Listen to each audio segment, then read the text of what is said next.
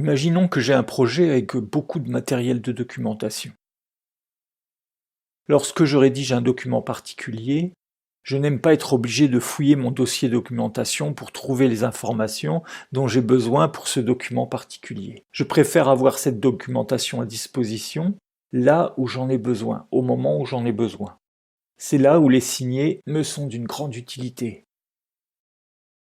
Il me suffit de dispatcher mes fichiers de documentation vers les documents à rédiger correspondants.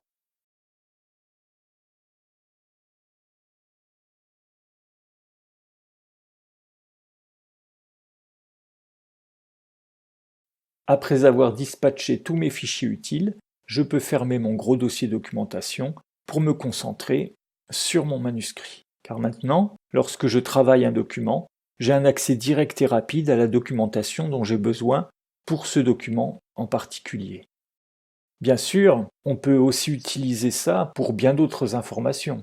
Je peux par exemple mettre en signet les informations sur les personnages ou les décors dont j'ai besoin dans telle ou telle scène, pour les avoir toujours rapidement à disposition.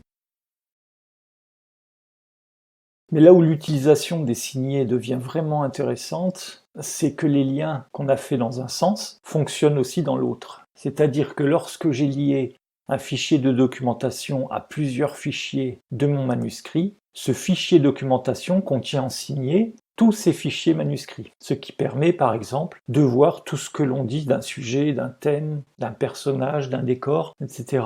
D'autant plus si l'on demande en préférence d'ouvrir les signés autre part que dans l'inspecteur, ce qui peut être plus confortable pour lire et modifier les textes. Maintenant, lorsque je double-clique sur mes signés, ils s'ouvrent dans l'autre éditeur.